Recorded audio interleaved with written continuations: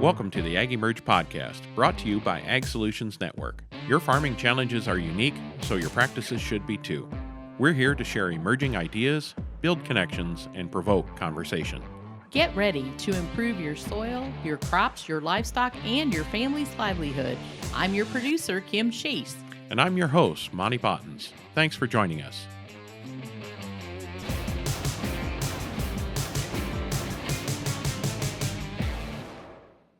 Well, welcome to this episode of the AgEmerge podcast. You don't have to adjust your monitor. Monty's not here. We've been very blessed to have David Kleinschmidt come in and do our podcast guest hosting for us at the Big Soil Health event. I'm just not a shrunk down and younger Monty. Well, it's very possible. It's very possible. I mean, you got the vest. He does do the vest and the shirt.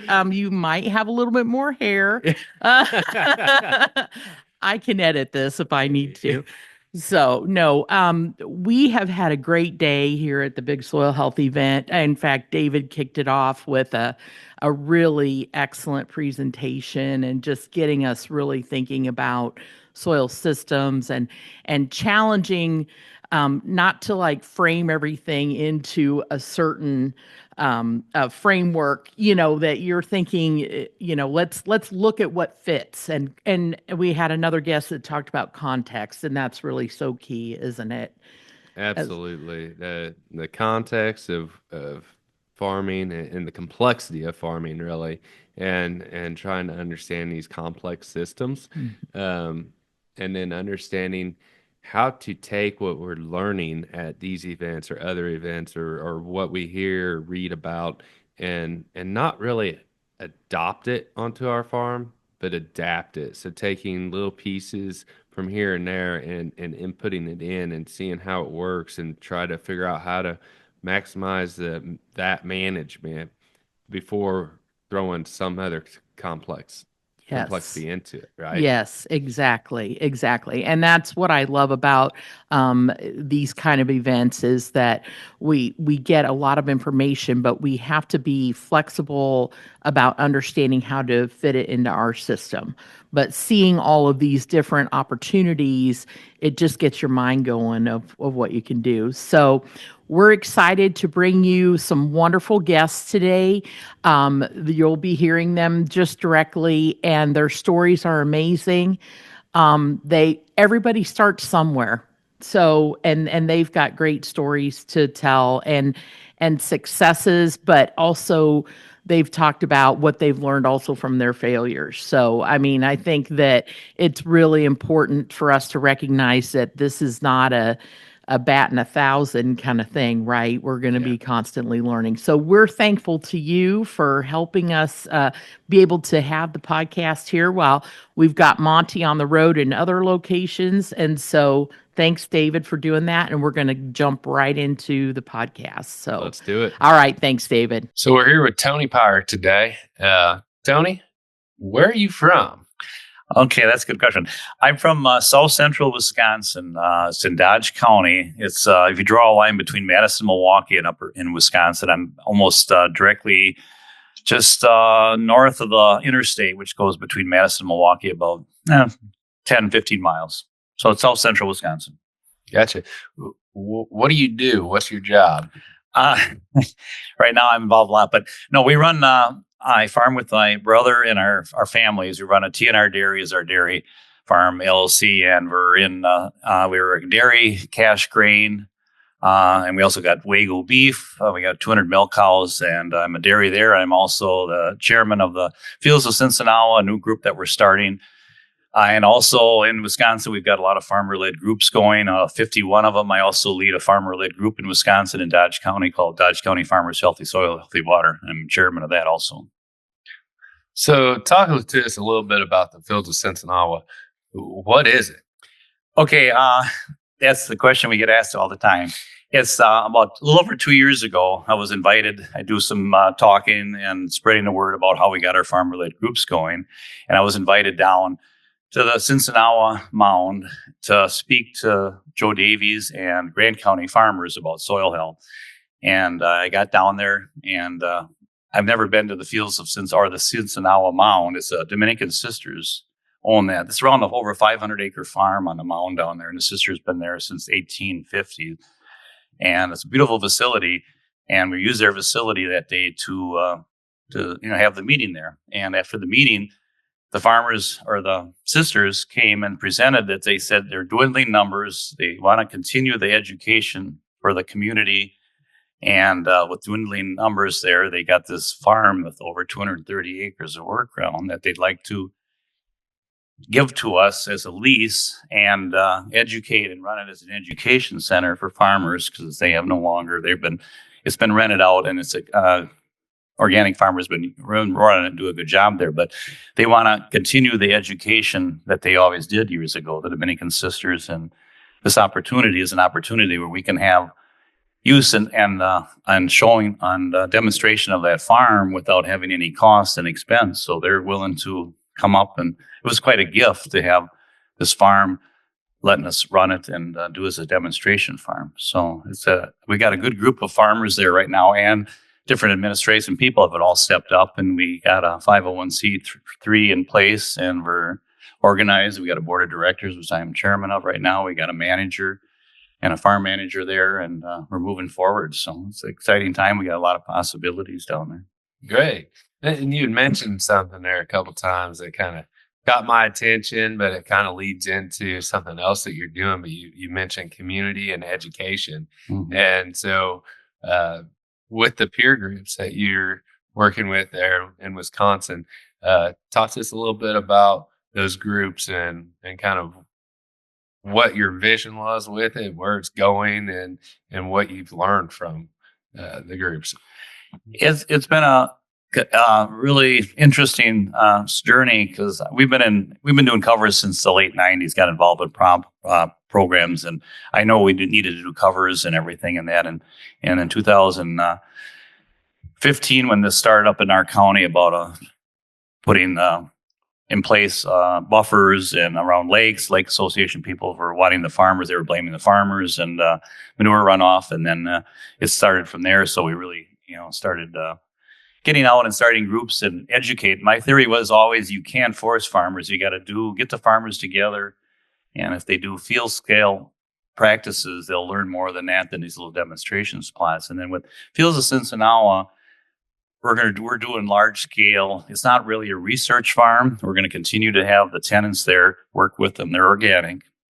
And we're going to do field scale. If they want to do something, they're allowed to do it. We're not impounding or pushing a practice on them. We right now, with Rick Bybeer being there, he's helping them understand some practices they can do, and they'll either they'll implement it or they don't want to implement. We're not there to set up any kind of or a research farm. It's going to be full farm field scale practices, and then at that point you can show the farmers that it does work, and it's not just a little small plot that you're showing that whatever practice will or will not work. So we got an opportunity to and it creates more value when it happens on a complete scale or on a farm rather than just little demonstration plots. Absolutely. And going back to those peer groups in Wisconsin there, when that started, and for one, I think that's absolutely phenomenal. I think that's what's really needed to help drive this is more local type peer groups. So when you started those peer groups, how many people kind of attended them? How has it grown? How often do maybe they meet and talk, or what do they kind of do? Yeah, well, that's a good question. Because when we started our group, it started in the early 2012s or so. The Yahara Pride was one of the first farmer-led groups. Kind of got this started by Madison. Madison's a big lake community there, and they've had a lot of trouble with phos in the lake and that. And they got some big grants to kind of start TMDL money, and TMDL money relates to buying phosphorus credits at the farmers. So they got that going. It was kind of the start of these farmer groups and that. And I seen that group going. And then with DATCAP starting up, state of Wisconsin, I got to give a lot of credit to our legislators and DATCAP. They're willing to step up the first year and put $250,000 out there. If you want to start a farmer-led group, you didn't have to be a 501c organized. You just need a collaborator to help you. And also, we use the county our county board and our county treasurer to handle the money, which you can do. And then they're willing to give you up to $40,000 a year to do set up practices and help farmers do it. So it made a big difference. And then our group came in later. We were, like 5 or 6 starting. And at the time when I started in 2017, my first meeting, I kind of put it together. I seen Ray Archulette out there. And my theory was we'll get Ray in, have a good farm meeting, and then I'll explain to the farmers what I want to accomplish, and then invite them into a farm shop, and we'll get our group started. Because a lot of the farmers back then don't know what regenerative agriculture was, and you go out to each farmer and try to explain what regenerative agriculture was. Ray Archulette comes in and will tell you the whole thing, and what we need to do. So, and actually, at our first meeting, we had expecting about 50 people. We had over 250 farmers show up. So it was really impressive for me. And at that meeting, I led it because farmers don't want to be told what to do, and we don't want governmental people telling us what to do. Absolutely. And it's kind of a funny story. A lot of them don't believe that. And I talk to different people, but I said, I'm leading the meeting, and I'm going to be up there, and this is my group, and it's not going to be nothing with governmental people. They'll help us. So then the next month, I invited them over. I told them, give me your email and name it, address, and we'll start this group up. So you want to start it with the intent of you're not going to be led by government policies. This is going to be farmer led. We're going to get funding. We're going to do all kinds of fun on our own. And I was able to get a good group of farmers together, and we got a 501c3, and that helps a lot. But we do field days. We got a lot of the 4 major events we have every year, which farmers always look forward to. And, getting your planter ready for spring, covers after winter wheat, cover crop showcase. And then in fall, we have a wrap up where you come and, tell us what did or didn't work, and have some meetings with the farmers. So conglomerate, between the farmers and get to know some farmers and show them the practices. And we don't force anything on them. They can do what they want. But I think the real factor for Help Wisconsin anyway, getting these groups going, is now we got close to 51, was our legislator and our government setting up, and DATCAP stepping up to give us this funding. They're up to $1 million a year now, but at 40,000, they had 1.6 or 1.7 asked this year. So we're hoping to get more money funneled into the farmer-led groups, but it's the money they got that's not really restricted. It is and it isn't, but it's not as restrictive as these grants that you apply for. So, and then coming in with Field Stinson now with this opportunity, I was able to get down there because Walter Lynn knew what I've been doing up here. So we're trying to get that going. We got a good possibility down there. So, but Field Stinson now, we're going to try to expand. We're not going to be in Wisconsin. It's down in the southwest corner, but we're going to try to help out all the states now. We're going to be as a hub for learning. And I think that's really important. I was fortunate enough to be a part of a little program down in Hutchinson, Kansas. And it was sponsored by General Mills. And the Cheney Lake watershed down there has a little peer group kind of led by Howard Miller down there. And he's done a really good job of bringing farmers together. And he never, during the wintertime, they might meet at extension office or something like that, just because it's cold. Hey, let's go inside and be a little bit warm. And it's usually talking about, there's no real set agenda on a meeting. It's just farmer led and farmers talking about, hey, what'd you learn from this? Or you did this, and how did that work for you? I'm looking at doing this. What's your thoughts on this? But then during the growing season, throughout the whole year, they would go out to a field, and usually it was maybe a week or 2 weeks in advance. You'd send out an email and be like, hey, we're going to go over to so-and-so's field, and he had a skip where he, for one instance, we cover crop after wheat, had a little bit of a skip there where the drill didn't plant for 15, 20 feet, and just to go and look at the weed spectrum that was growing in there versus where the cover crops were, and just get that that dialogue and everything, and doing other things like meeting at a guy's place where he was doing some different nitrogen trials on his milo or grazing cover crops. There's all kinds of things like that it wasn't a set agenda. It wasn't oh, you had to be here type of thing. Whoever could come could come. And he has grown that network pretty big. And I think that's really important when we start talking about using cover crops or talking about this soil health or whatever. It's and I talked about it this morning a little bit, was it's a complex system, Yes. right? And so nobody's really helping, I guess, a lot of the farmers on how do we adapt our management into using these systems. So I think it's really important when farmers get together and start sharing kind of their ideas and their successes and their failures, because they'll learn from each other. And farmers are kind of competitive by nature, you know, when it comes to land and everything else. You know, we kind of don't like to talk about what we're doing always. And I think when we start looking at the cover crops, the soil health, or the regenerative or whatever it is that more farmers, once they get involved with it, are very more open and willing to talk. And I think that's really important.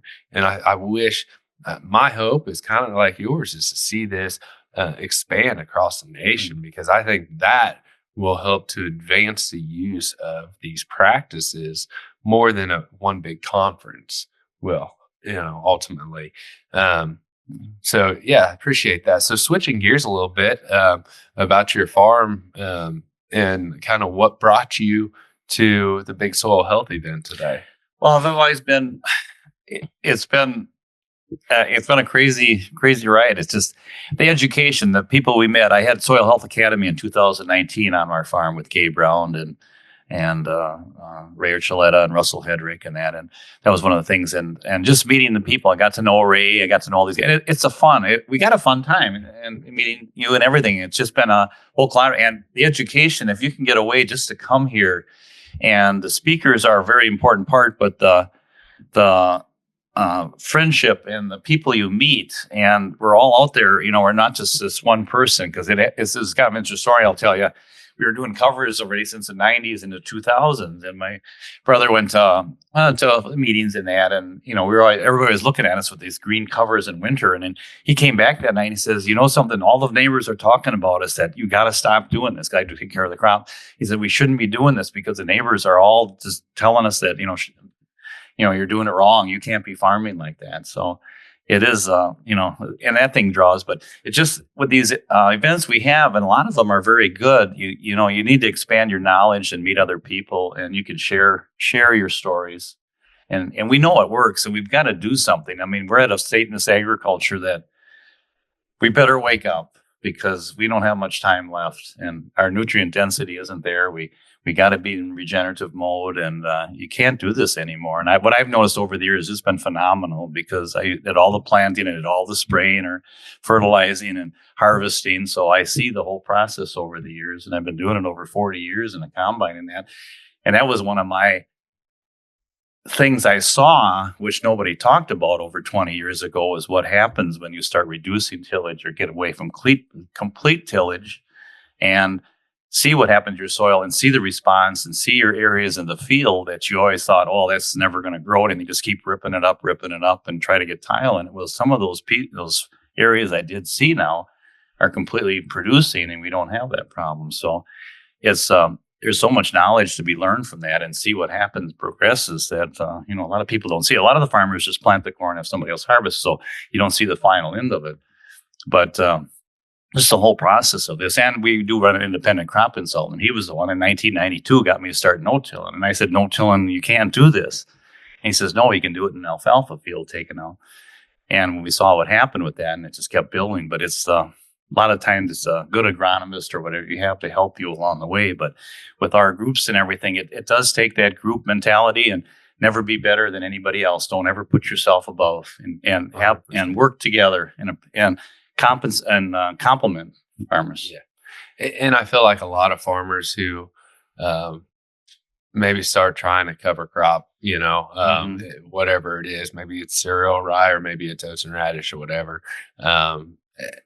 Everybody has a different reason for wanting to do it. But especially down in the high states, you get into the Corn Belt here. There's a lot of counties, especially in Illinois, where guys almost feel like they're on a deserted island and they're by themselves, so it's important where you mentioned that whole community thing, even coming to an event like this, or to National No-Till Conference or anything like that, No-Till on the Plains, where there's a tremendous amount of people, that you start to develop a community with others that are like-minded, and you kind of rely on people with that. And yeah, you come to the meeting and you see them face to face, but a lot of times you might be calling or texting them throughout the whole year, just see what's going on with their farm, or you know, what they're trying new, or what you're seeing. And I think that's really important. So I guess one last question here is, what do you anticipate to learn, or what have you learned so far from the Big Soil Health Well, if you think you learned it all, you never do. You're always picking something up, and don't ever think you know everything about covers and that. And that's one thing I've always, and people got to realize that. And the groups I work with, the people I work with, you know, you're never, I don't know everything. There's nobody, if anybody says they know everything, you know, walk away from them. And they think they got to do it this way. You got to come to these conferences, and you got to see what everybody else is doing, and take the stuff back and see what works for you. And it's just, I don't know, it's been a crazy ride, but we're out there to help the people, and we know what's better, you know, and hopefully with, like I say, the Fields of Cincinnati, we're going to expand that. And we got, like I say, our board, and all the boards are that I've been on are very open. You know, if you're on a board where it's me, or something, you know, you're not on the right board. You got to move on. Everybody's got to work together. And come to these conferences, one of the really most important things I've done for the last 4 or 5 years. I've traveled a lot, you know, been all over the place. I get contacts all over. I've been down to Purdue University last year talking a little bit about. So it's just a commodity you get. And I've got contacts all the way from the West Coast and over. You know, they hear about me and they want to know what's this and that. So, but it's got to happen. And I think with the groups we've got going, get these more farmer groups. And I've had a lot of interesting stories I could tell you about farmers that would never probably do this, but they'll come up to me and say, thank you for doing this, because behind the hill, I tried some covers and it does work, and maybe I can put some more out there. So yeah, it's very important to come to these conferences. We need these kind of conferences in this time, you know, to get our education. You know, we're not going back to school anymore. School don't teach us this. So Yep, absolutely. And if we don't change, we're going backwards, right? Oh yeah. So, but no, these conferences are well attended. There's be a busy week, and next week too, again in these winter, to have these educational conferences. So absolutely, wintertime seems like a busy time to travel for you. Oh yeah, yeah. So, all right, well, appreciate it, Tony. So we're at the Big Soil Health event with Blake Vince. Blake, where are you from? I'm from Merlin, Ontario, Canada, about an hour away from Detroit, Michigan. So an hour east of Detroit and 3 hours west of Toronto, Ontario. So you decided to fly south for a couple days. Well, yeah, I drive south. In actuality, where I live, I'm slightly south of where we are, believe it or not. It's hard for most Americans to think about that, but when you cross the border in Detroit heading into Ontario, you actually are going south. So where we are, if you look at a map, I'm slightly south of where we're sitting today in Iowa. Thanks for correcting me on that. No problem. No problem. I expanded your minds. Yeah. So I learned something new today. So, like, tell us a little bit about your farm. So I'm a 5th generation farmer. Today, primarily, we have about 1,200 acres under management. Our primary crops are grain corn, soybeans, winter wheat. I'm grazing a few cattle, and I use a bunch of cover crops, primarily planted after winter wheat. So we're in the process of rotational grazing a few animals, which is great. So it's not been met without a few hurdles along the way, right? Mostly mental hurdles, apprehension from some neighbors. You know, what are you doing taking land out of production to put up cattle out there? But it's been a really good exercise. I'm really happy. Are you kind of on an isolated island with the practices that you're doing up there? Absolutely. But that's not, you and I are both aware, David, that's not an uncommon occurrence, right? When we look at these practitioners that find ourselves in these common circles, time and time again, the common thread amongst all of us is we are sort of somewhat islands within our own community. And that's what I find so reassuring and gratifying, that we've found our people when we come to events like this, and we can network with peers and learn from each other, and it's really a positive experience. What was the first no-till or soil health conference that you would have attended?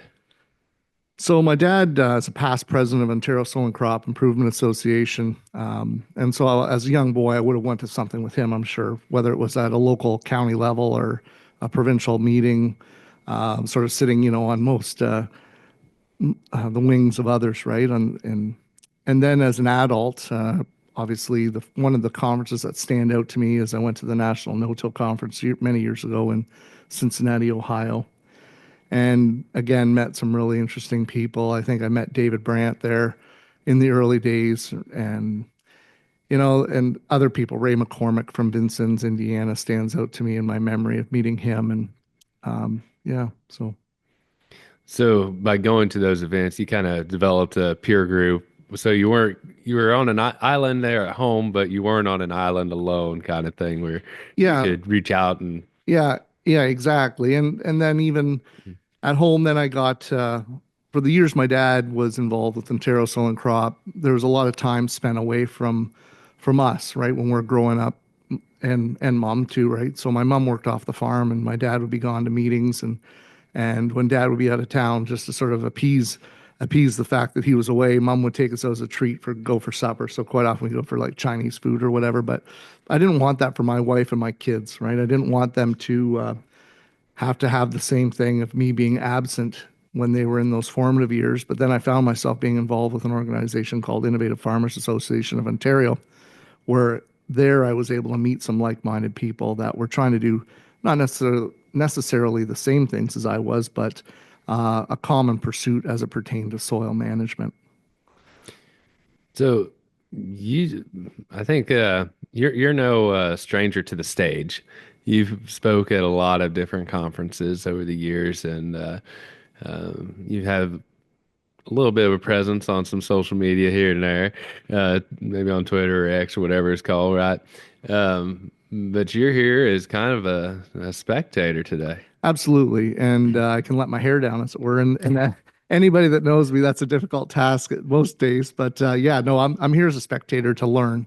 Um, my mother-in-law gave me some really sage advice years ago that really stands out, and that she learned from a client of hers. My mother was a home care provider, and the adage from this older lady who was learning computers at the time, right, trying to relearn computers, and she said, Mary, if you stop feeding the brain, it dies. And so here I am, like you said, I've had the good fortune of sharing my story time and time again, but I'm learning still nonetheless, right? Saying, well, what is it that I can improve upon for my farm, and pick up some little tidbits of information from those that are attending, those that are speaking, whether it's during the conference or after hours socializing with peers. I always have this pursuit of trying to learn and do better. So, what was a big aha moment of yours on this kind of journey through soil health, cover crops, and all?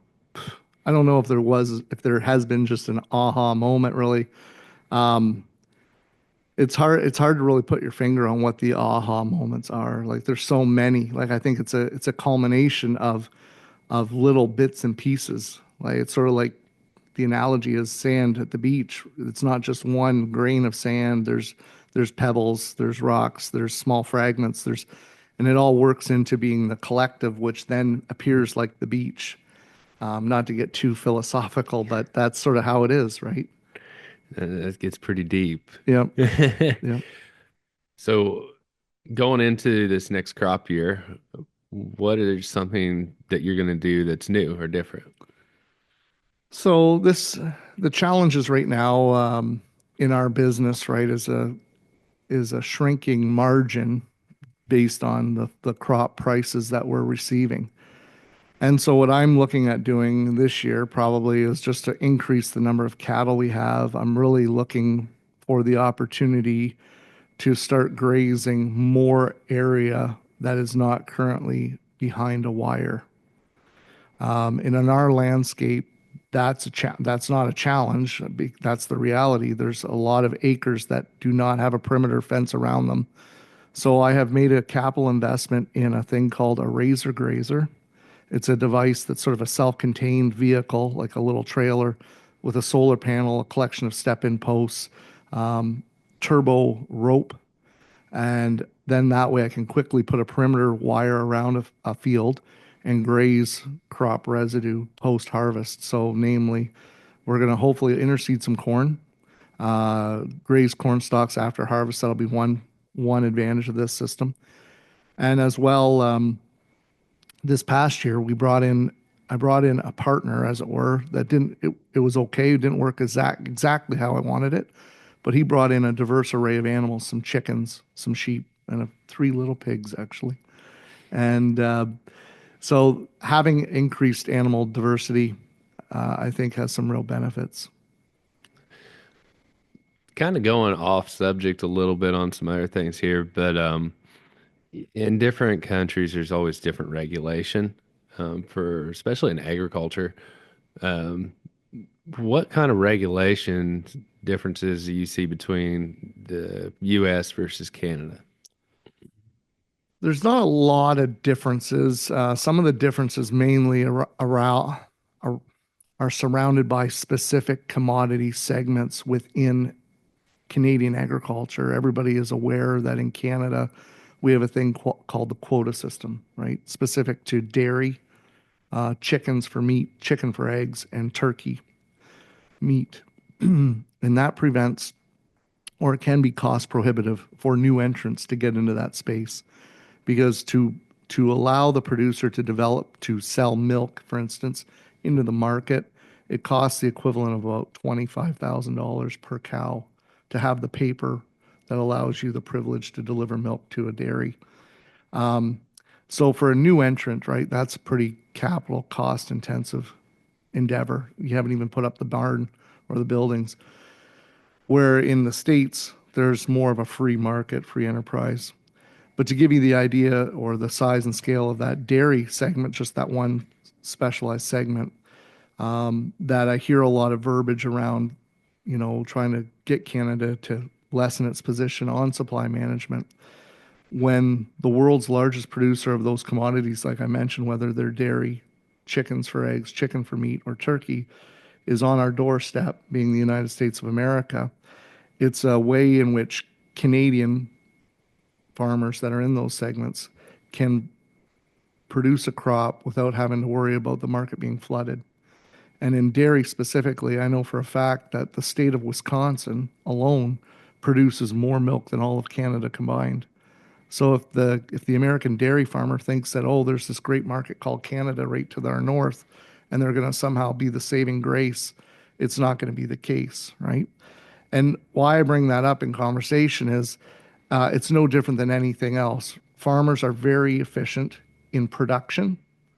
Where we fall apart is in recognizing that oversupply guarantees low prices. And we have been indoctrinated for whatever reason to think that we need to maximize on productivity. And we fail short time and time again about trying to secure better markets for the things that we grow. And recognizing, I believe, we need to get back to recognizing that if we don't have a consumer that wants what we're producing, that's not very good. And where I see in the short term, or maybe not that short of a term, is where my business risk lies in growing a crop like corn. As we see more and more electric vehicles coming on the market, what pressure does that put on ethanol, right? Because ethanol today consumes a vast amount of corn. And, is that going to put downward pressure on the corn market? I can only believe it will, but time will tell. I thought about those same things, especially around the biofuel sector of where does that put corn and beans in the future, and maybe that kind of pushes us to having more diversity in our crop rotations, which I think would really help with nutrient cycling, disease and pest management as well, and even weed management in there. And I think that's where, coming from the I states, of Illinois and Indiana, Iowa, is we could grow almost anything that we want. Maybe not tobacco, cotton, this far north, but there's a lot of commodity crops that we could grow, but we don't have a market for it right here. Right. And I think that's a huge challenge for farmers as a whole. When I come to Iowa, I always have to remind myself that thou shalt not covet thy Iowan farmer's soil. because I see this beautiful black soil, soil that I would almost give my eye teeth to farm. My soil is considered Brookston clay. It's classified Brookston clay. It's old glacial lake bottom. It's imperfectly drained. And so when I see this black soil that's turned over, laying there exposed, and I'm thinking, my goodness, like you're right, David, it could grow any crop imaginable, right? It can grow tomatoes. It can grow like the high-end vegetable crops. And here we are growing these two main commodities in alternation, right? Not a rotation, in alternation, like Dr. Dwayne Beck would say. Corn and soybeans. Because why? Because they'll store basically almost in perpetuity. And you see even within North America these huge food deserts, right? Inner city people that are living on poverty's edge that aren't getting the recommended daily intake of fresh fruits and vegetables. I think those of us that are sitting around this table having this conversation are fortunate to a large extent compared to so many living right within our borders. Regardless if it's the United States or Canada where I'm from, I see the same thing, right? And what I love about this movement is recognizing the fact that we're getting back to the importance of recognizing the consumer needs to be part of our decisions of how and what type of food we're growing. Because it's important, like what you ingest into your body, that's your choice. And I see so many people get defensive when we start talking about regenerative agriculture or organic agriculture, for another example. But yet every other facet of our consumerism society is based upon choice.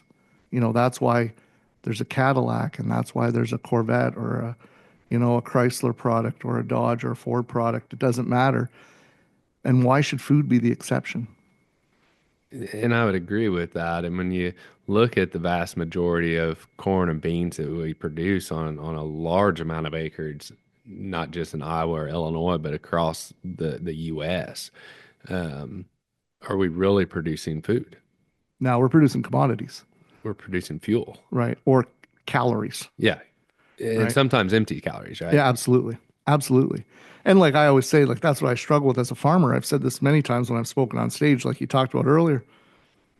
I really struggle. Am I producing food or am I producing calories? And, I look at, okay, I grow my corn. It was going to make biodiesel or ethanol rather. In recent years, I was growing non-GMO corn. At least it was going to make whiskey. Might not be a necessary consumable, right? But it was being sold and to be consumed by somebody. The soybeans that I used to grow were making biodiesel and plastic, oil that wasn't really a necessity. Going to margarine, things like that. Now I'm growing soybeans that are non-GMO that are being used to make tofu, miso, soy sauce, things that are actually being ingested. Now, I'm not a big consumer of those things, obviously, but there are many people in the world, millions of people, that do eat those products. Wheat, the one thing you think of straight away as being a consumable, being flour, goes to make things that I love, right? Cookies, pastries, pizza dough, bread, that again, you can tell I'm not afraid to eat like most farmers, right? We enjoy eating. But again, are they very good for me? And so, not to be too sanctimonious, but I really think that we need to start reevaluating what it is that we're growing as producers. And if we're truly saying we're producing food, it needs to be food, not just caloric intake to satiate us. I agree with that. And you often hear, we've got to feed the growing world population. I think when you look at the aging or the average age of the consumer, it's actually started to drop, of the life expectancy is going down. And oftentimes you drive around the country and see these rural communities that are just drying up and dying. And sometimes it really makes me sad. And I think, I don't care about feeding the world. I need to feed my community first. Precisely.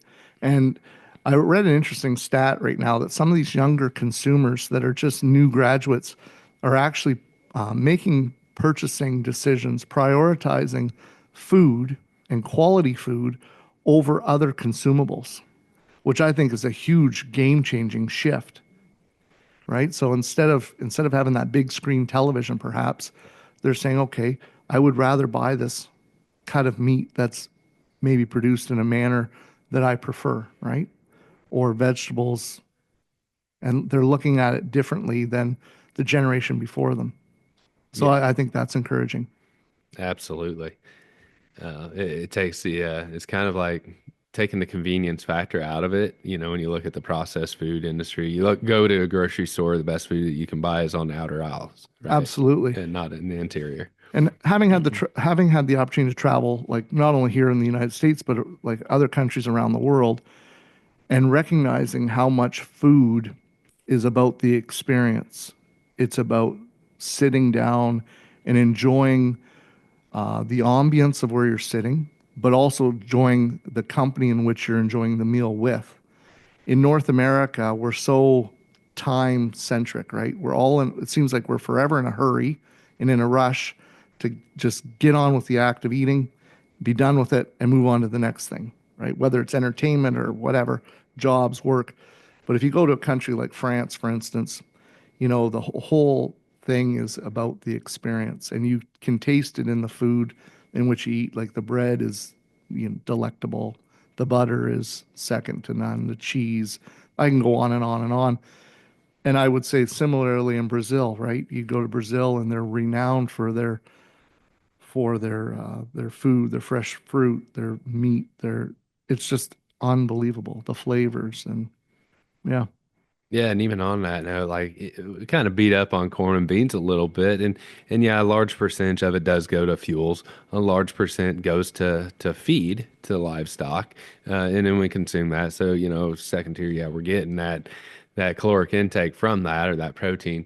Um, but yeah, I think when you look at those other countries that you mentioned, and I've not traveled outside of the U.S., but I know that people have, and say when you go to Italy or someplace like that, and you eat the pasta, you eat the bread, and here we eat it and we feel really, really full, right? It's dense, and my parents have been to Germany and say, you eat a potato in Germany and you don't feel heavy. But here you eat it and you feel like you're heavy for hours. It's something different about the way that crop is being produced or manufactured. Yeah, it comes back to the nutrient density of the food, right? And I think we've been so driven by yield that we've lost sight of, well, maybe if the food was more nutrient dense, we wouldn't need to try and ingest as much to feel that satiated, that feeling of fullness, and get back to that, get away from the caloric intake percentage and get back to looking at the nutrient density. And I think we've lost sight of that in some of our breeding, right? And striving just primarily for one focus, and that's on maximizing production. 100%. And when you add production into it, you always have to have profit, right? Right. And that's a bad thing. Like I said, we overproduce and price goes down, and here we are struggling to make ends meet Right. every year, it seems like Right. anymore. But we're all on this race of yield, yield, yield. And I get it. You got to have yield to make profit, but Yeah. there's a balance. Yeah, absolutely. And I've walked away from the yield conversation, and I'm looking at net profit. And so many people are still transfixed on the gross. And I think that that's such a false goal to strive towards. All that is like bragging rights at the coffee shop. Everybody sticks their chest out and says, "Oh, I produced X number of bushels per year." But when it gets down to sharing the nitty gritty about, well, what did it cost you to produce those bushels? That's when the conversation changes straight away. And I'll challenge a few people and I'll say, well, did you really need that fungicide pass? Did you need, why did you need it? Because somebody said, well, you better get out there. If they put the fear into you, well, you might have, you're going to have XYZ problem. And it becomes frustrating for a while that people are, to a large extent, like lemmings, tragically. I hate to say it like that, but that's how I feel. Like we're so afraid to think differently and get away from the herd mentality. And a lot of people have comfort in that herd mentality, and it's easy to criticize somebody that's doing something differently because that means you don't necessarily have to change, right? But if I'm right in my management approach, then that's what the guy or girl doesn't like, because then they have to do something that they really have no desire to do, and that's change. 100%. Well, I appreciate your time, Blake. It's been very fun. Thank you. Thanks for the opportunity to share and discuss, and I wish you guys all the best. Thank you. The AgEmerge podcast is brought to you by Ag Solutions Network. The ASN team is hands-on, digging in and invested in regenerative agriculture. Along with the proper plant nutrition and biologicals to boost your soil microbiome, we provide the ideas and implementation guidance to support you on your soil health journey. So stop farming the same way and contact Ag Solutions Network today at asn.farm. So this afternoon, we're here with Grant and Dawn from Minnesota. Welcome. Thanks for having us. So tell me a little bit about your farm and what you guys are doing. Well, our farm has evolved over the last 27 years from what I would call a normal commodity farm in our southwest Minnesota area into a regenerative, diverse farm. I mean, we used to grow corn, soy, and a little bit of small grain. Now we grow, I don't know, on average, you're probably 7 to 9 different crops. Brought hogs back to the operation. We've always had a cow-calf operation. We're running a yearling operation now, and we brought poultry back, both broilers and layers. Um, yeah, it's really changed a lot since we met 27 years ago when we got the chance to take over the farm from my folks. So A lot of added acres also. Yeah. Are you finding that? Well, let me back up here real quick. Before I do that, you guys are the 2024 Minnesota Leopold Award winners. Congrats. Thank you. That's quite an honor. That's a huge accomplishment. So going into this journey, I guess, of soil health, um, what were some of the driving factors of why you went down this path? Number one was probably financial. We were fixing to quit. It wasn't working. And at that time, we really were only on our home farm. And, we were both dang near killing ourselves to try to make ends meet. And it just wasn't working. And we saw our cattle health sliding backwards rapidly. And we just didn't know what was going on. We thought we were doing everything right according to what our neighbors were doing, and things just weren't coming together at all.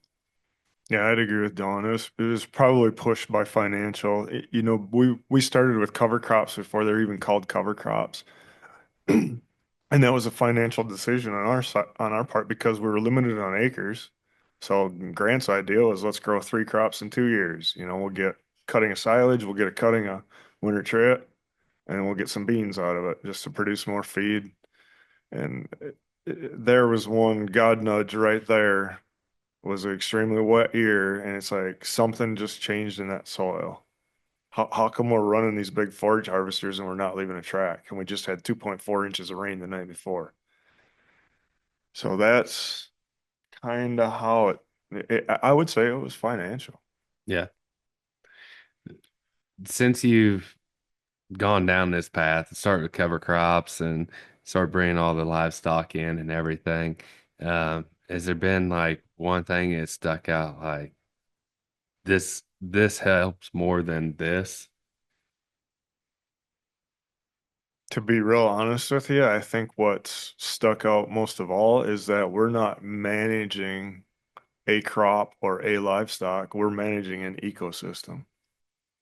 I think once we figured that out is when things really changed. I guess early on, we didn't know what soil health was. And then all of a sudden it is soil health. So that was another eye opener when we realized it was about what's below our feet. Right. Not pounds, not bushels. It's about creating the right environment below our feet any way we can, and everything else will fix itself on the top. Absolutely. And when we look at the farm as an ecosystem, a part of it, we start to look beyond just our crops and our livestock. So, what are some of the things that, wildlife, birds, insects, like, have you seen any of that like really explode on your farm or All of things it. change? All of it has exploded. Yeah. The I hate to even say it this way, but the amount of wildlife that's come back, some of it's gotten to be a problem. I mean, it was when Dawn and I started, it was just neat when we'd be, because we didn't live at the farm we're at now. So we'd go do our chores, all livestock we had there. It's like, well, in the winter, we'd see like 2 deer that are making their winter on our property. It's like, oh, that's pretty cool. But I remembered as a kid that 80 or 90 would. That has since turned into 600 to 900 deer now call our farm home in the winter. And it's Sometimes. sometimes, in a tough winter, when they're looking for food, they come to our place. Oh, hey, that's part of the grazing system, right?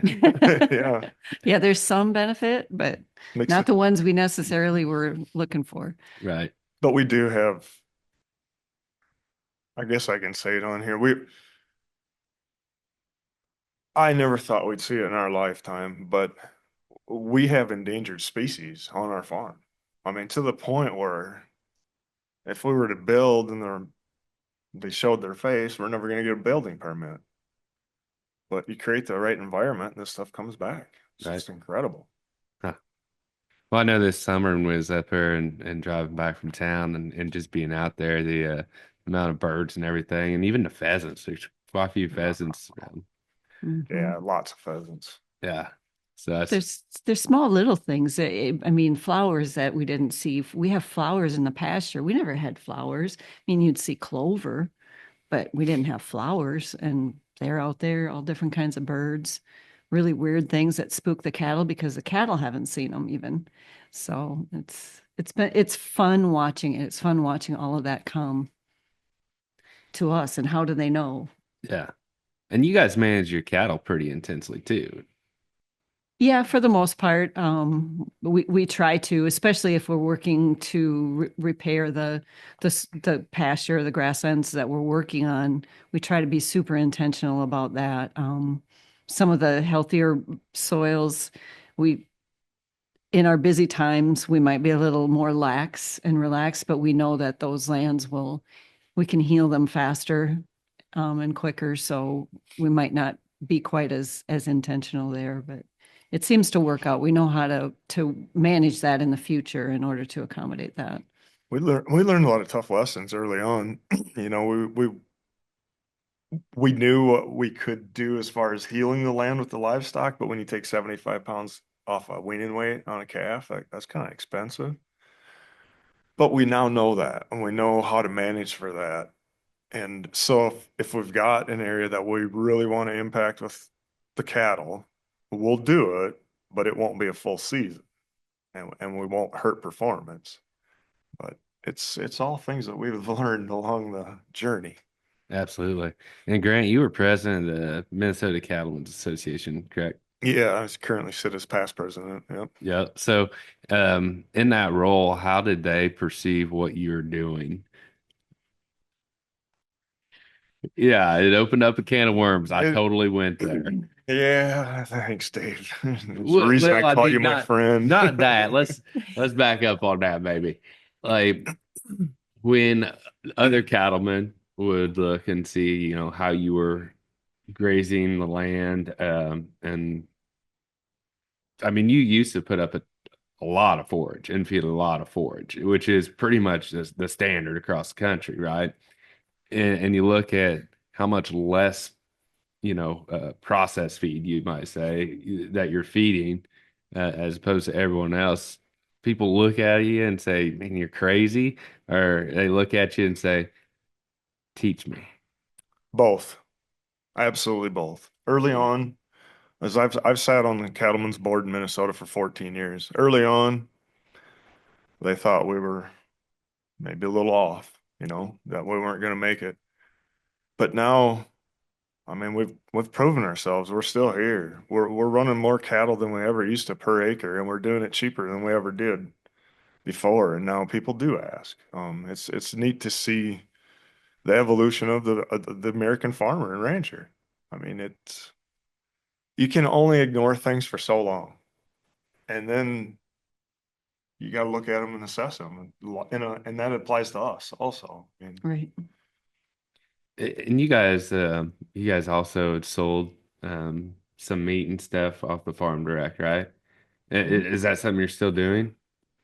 We're easing back into it. We just changed things operationally, and we knew that we couldn't concentrate on the marketing hard enough, so we kind of stepped back out of it. We still sold things, but we didn't sell individual cuts. And so we're easing back into it, and we're bringing our daughter and son-in-law kind of back into things too. We had a transition period there. We didn't expect some of the challenges that we had, and then all of a sudden we did, and it's like, oh, it's time to stop and reassess our context. So that's part of our future again. And I see in this whole regenerative soil health movement, people that have livestock tend to like to go down that pathway of maybe direct to consumer sales and everything. And and I think one of the things you mentioned, it is a challenge. Dealing with people and the consumers is challenging, but from the outside looking in, I think marketing and finding a time to market and everything has to be very difficult. I'll Absolutely. just say it. Marketing sucks. Mhm. I mean, it does, and that's part of why we stepped back from it is because we didn't have the time. We didn't have the man hours to service it correctly. Now, Carly and Cody's little girls, our little granddaughters are getting bigger, so they're getting freed up. Now it's time to bring them back in Yeah. to this part of it. And I mean, Cody was really good at it. He loved meeting the customers. He loved knowing them. But it was a huge time commitment. And all of a sudden we got three little grandbabies and they're strapped. I mean, they got to be home. They can't be out selling meat. And so yeah, we're reassessing it. We're going to do it differently. I wouldn't discourage anybody from doing it. Just realize it takes some time. Yeah. And the other part in our operation that happened is absentee landowners started, they have, I shouldn't say they've started, they have learned what soil health is about. They've seen what's happened to their farms, and we've been offered so much land that Don's like, just cattle. We don't need any more. We don't need any more cash grains. But Grant likes cash grains, and so there's been some of these landlords that have come to us with big chunks of land that we couldn't pass up. You know, they understood that soil health was going to take us some time, so they're offering us a 5 or 7 year lease to give us a chance to implement the practices, to see the results, to net the profit from changing their lands. So we took on a bunch of land at the same time, so that really cut us short on manpower. So And man, that was about you just answered two questions there at once for me because I was going to ask what side of the operation Don enjoyed more, but you just nailed it with the livestock, the cattle side, you know, and also the ability to access or pick up more ground. You know, it seems to be a common theme. A couple other people we've talked with is that the next generation of the absentee landowner is kind of really looking at this. And because maybe it is more mainstream media, you know, we hear about the soil health regenerative more.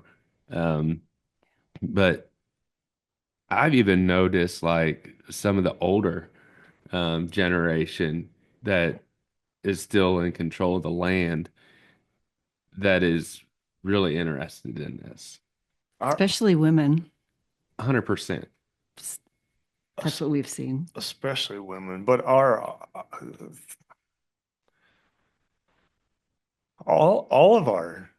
of our landowners, yeah, I'm right in saying this. All of Mhm. our landowners are 70 years of old and older and grew up on the farms that they're now renting to us. So it's not just the young, Yeah. it's the old and to the point of The one gal that rented us a substantial amount of land, she hoped she could see it repaired in her lifetime because she was 73 when she rented it to us, probably. She's seen it. That's awesome.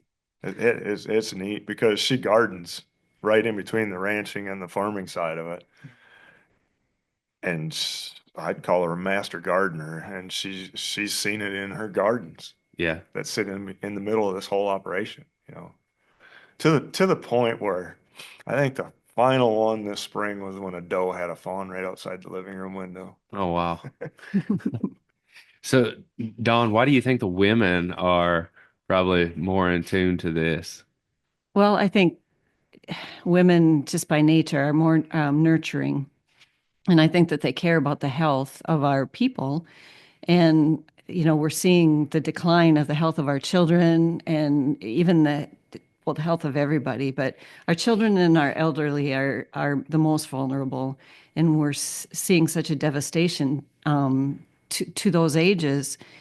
And I think that maybe innately or somewhere inside, they get that it comes from the earth. And, once we found out that that's what this is all about, it's like you can't not care. You can't not want, your land that you've been in your farm for generations to be cared for, looking into the future.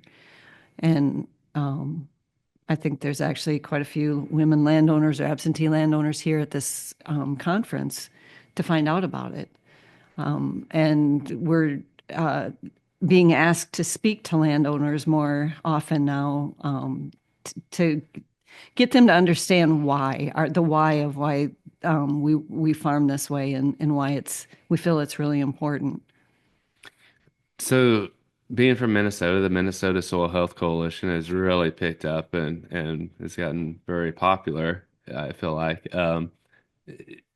How did that start? Were you guys involved with any of that at the start, or are you still involved with it? How's it looking to grow? So what happened was we watched South Dakota start their soil health coalition. We're just 60 miles from the border, so it's a quick run over there. And we knew a lot of the producers out there from other conferences that we'd attended. And we watched them go from 0 to 580 members or something like that in 3 years, and the programming that they were putting on. And we're like, this has got to come to Minnesota. It has to. So Dawn and I sat on the steering committee, got a bunch of other like-minded producers in the state to jump on board, got some agencies involved, and got it started in Minnesota. And to be real honest, I called the board members in South Dakota and asked them if we could copy theirs. And they're like, just please change the name, and that's basically all we did. So thank you to South Dakota for giving us that opportunity to bring it to Minnesota. And now, um, with Mark at the helm, it's just amazing what's happening. The Minnesota Soil Health Coalition jumped over 1,000 members early this fall. Holy cow. And that's Huge. twice what the goal was. Wow. And Dawn and I have never sat on the board, but we do love it. They, I think, could call us advisors to the board. So it's fun staying engaged with it, and it's just great to see what's happening.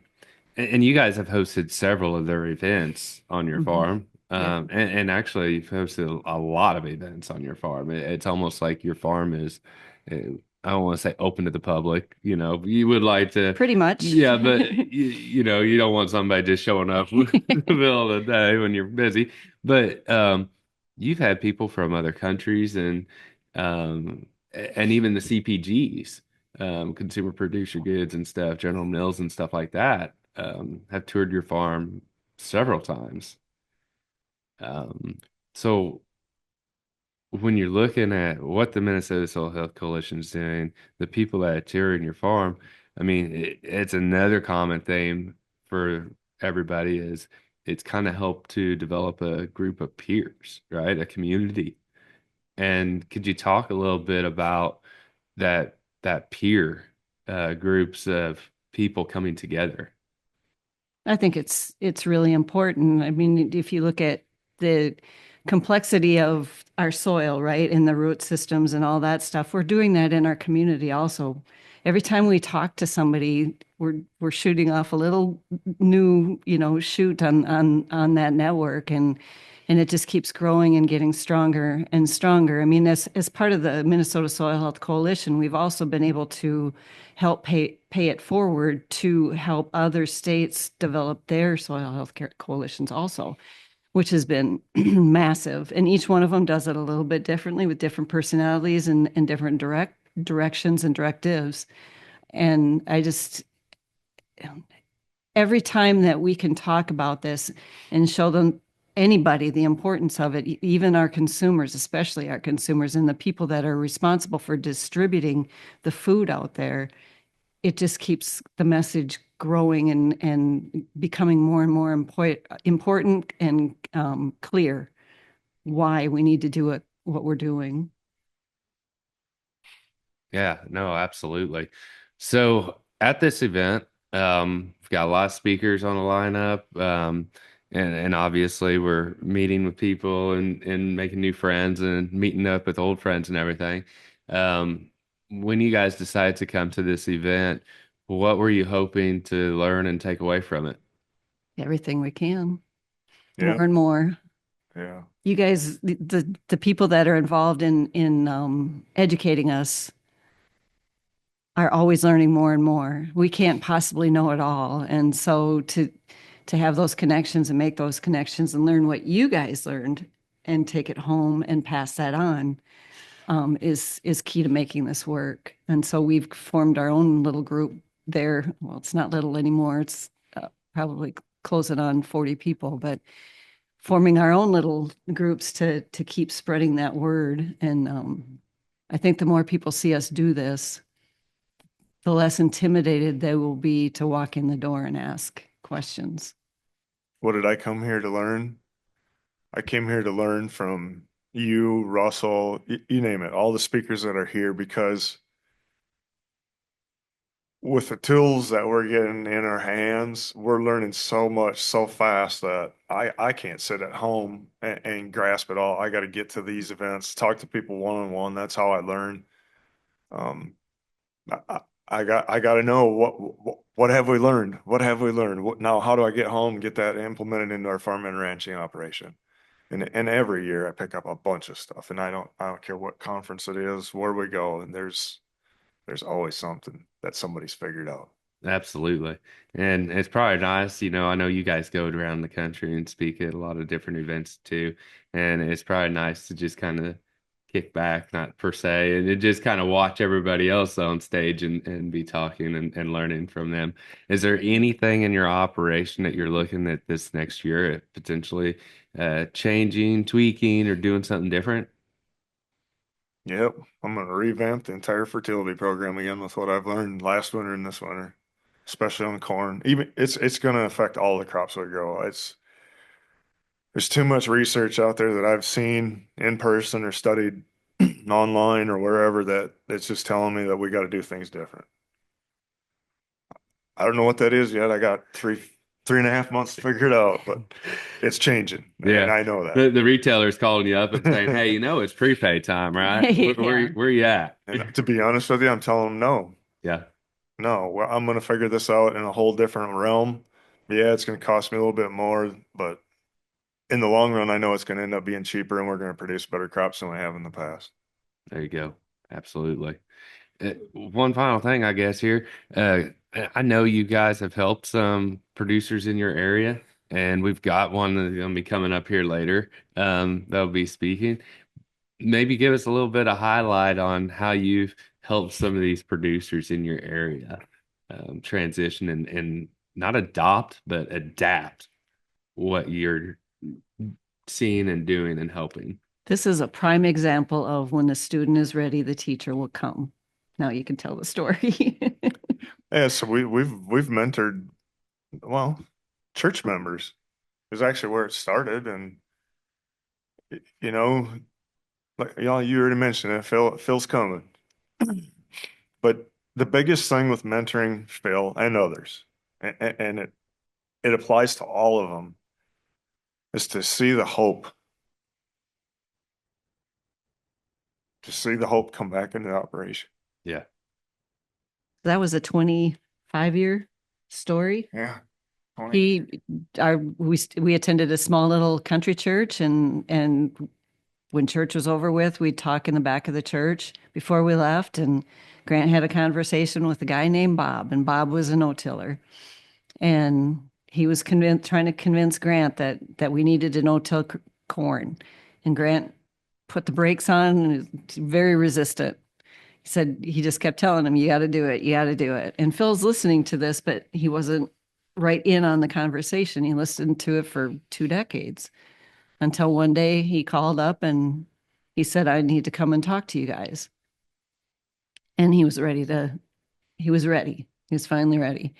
And his story is really, really compelling. And I think you're going to enjoy speaking to him and hearing his story.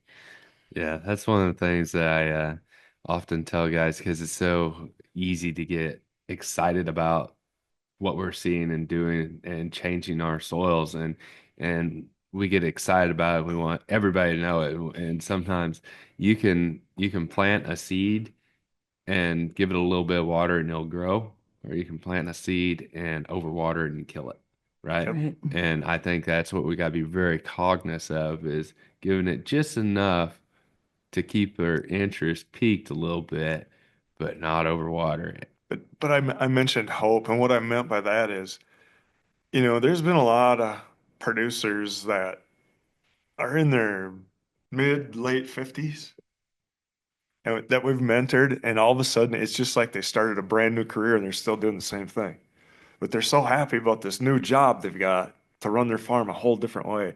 It's just like you knock 10 years the good way off of their life, Yeah. They're excited about farming again. That's the best part, is to be excited about what you're doing and love what you're doing and have a passion for what you're doing. Yeah, it's just fun to see. It's one of the great rewards of doing it. Yeah, and farming's stressful. Like we talked about this morning in the first session, was, it's a very complex system, and it's not easy. Nothing about it is easy. So when you can, especially when you add cover crops and stuff into it, it adds so much complexity to it. But I feel like when it all starts to click and you start bringing life and seeing life happen, and you start working with life in either the soils or plants or animals, it just brings a whole new meaning to family, community, life, and the farm again. Well, just one of the, how would I say this? We know that a lot of the products that we use in agriculture probably aren't good for our health. And when you're reducing them 50, 60, 70%, in our case, when I finally made the leap to untreated seed corn, you know how much relief that was, dumping that bag into that box and not having to worry about the dust cloud coming back. It's just simple things like that. Yeah. That now we just kind of take it for granted, but that was a big win. It's kind of weird dumping Yeah. untreated seed into a box, isn't it? Yes, it is. It looks different Yes, it after does. many of years of green or purple or whatever colored seed. Yeah. So, all right. Well, hey guys, I appreciate you taking time, and we'll let you get back to the event. All right. Thanks for giving us the opportunity. So we're here at the Big Soil Health event with Phil Smith from Minnesota. Phil, how's it going today? Very good. Very good. Another learning experience today. There you Last go. couple days. So, Phil, tell us a little bit about where you're from and about your farm. Well, my wife Robin and I have a small farming operation up along the Minnesota River Valley in southwestern Minnesota, near a little town called Sacred Heart. And actually, I live on the farm that I was born and raised on, so I lived there pretty much all my life. I said it's nestled along the Minnesota River Valley there. And my wife and I have been, I started farming right out of high school, and my wife and I got married a year later, and I guess we're still here. There you go. About your farm a little bit. What crops do you raise? Raised primarily corn and soybeans. We are in a heavy sugar beet country area, but we never really got involved in that. recently, and in the past, we raised a little bit of alfalfa and small amounts of small grain because we had 200 head of ewes that we used to lamb out at one time and 30 head of stock cows. But we got involved with a seed company and built a seed business there, and now have since then retired from that. Gotten rid of the livestock, trying to slow down just a little bit, but just trying to enjoy farming here these last 10, 12 years. of my Yeah. career, so. So, how long have you been doing cover crops no-till? We've actually, because we're along the Minnesota River Valley, we've got some more marginal soil along with some real heavy soil, very variable. But we started no-tilling soybeans about 30 years ago, simply to cut costs and did it out of stewardship along the Minnesota River Valley. It just seemed like the right thing to do, and it was very successful for us. So we, I guess, minimum tilled corn these last 2 years, and we've tried to handle rotational grazing in the past as well. But more recently, we got involved with cover cropping through some friends, the Breakwrights, and started actually in the fall of 2018. Started with fall seeded rye, and then it just blossomed from there. And I was trying to remember. I want to say it was probably 18 or 19 when we first met. Yes, I believe it was. It would have been probably the summer. Yeah, it was I don't remember exactly, but 18 or 19. Yeah. Yeah. Because I remember Grant calling and we would have a lot of discussions and he'd say, well, my friend Phil. And then one time I was up there at their place and for an event and you were there Yep. and we got to meet and I Yep. believe you were just getting started doing some cover cropping at that time. Yes. Yes. So tell us a little bit about your experience with the cover crops and Well, I'll back up a little bit. That was kind of on a 3-day field event that the Bike Races had. Is kind of where the light bulb came on, in the summer of 2018, and it was the result of the rotation grazing experience we had. And when we started with the seed business, we what we had done with the rotational grazing has we had planted pasture in some regular cropland and did that for about 7 or 8 years. And then when we started the seed business, it just got to be too many irons in the fire. And unfortunately, we tilled that up. But the first 3 years after that, first 3 years of planting crops into that pasture, and it was very marginal soil. We had never, ever seen crops like that ever before. So in retrospect, that's really where the light bulb came on and started to understand the basics of soil health and what it would mean to crop production. yeah, and this whole soil health term is kind of still new Mm-hmm, to a lot of mm-hmm, people. And mm-hmm. and when we talk about soil health, most people just like, yeah, I mean, I'm looking at my fertility levels, right? And Correct. things like that. Yeah. That's Never thinking about the biology. no, we never really gave it a thought other Mm-hmm, than, mm-hmm. maybe a little bit of the nitrogen cycle or something like Yes. that, Yep. Yep. But we never really looked in and thought about the biological aspect of the soil and actually building We see it soil. as an inert material, it seems like. Yeah, right. There's no life. Yeah, soil is just something we grow crops in, Right. right? So, as you kind of transition into using the cover crops, what'd you start noticing with your soils? Anything big, outstanding, or backwards, or Well, of course, once we started cover cropping, we're kind of let's just say on an island, and lots of neighbors driving by. But what we did see was obviously on the top, lots of conservation. The soil wasn't moving like it was with the sugar beet ground, et cetera. We started seeing water infiltration rates. We didn't measure them right away, but it was noticeable. I know even the local agronomist for the co-op, because we've chosen not to have a sprayer right now anyway. And whenever they wanted to get out after a rain event, we're the first ones they called because they could get into our fields earlier than anybody else in the area. And that told me that our soil structure was better and our water infiltration rates were much higher Yeah. than the neighbors. that's impressive Yeah. right there. Have you been able to cut back on anything from doing it, or have you Oh, yeah. ventured into that much? Yeah, we we considered strip till, but with our acres, we just that it wasn't cost effective to own our own.